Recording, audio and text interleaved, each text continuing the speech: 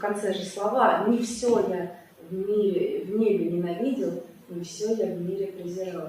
И вот это ей посвящение, что она в нем этот цвет и разглядела, и дала ему этот цвет.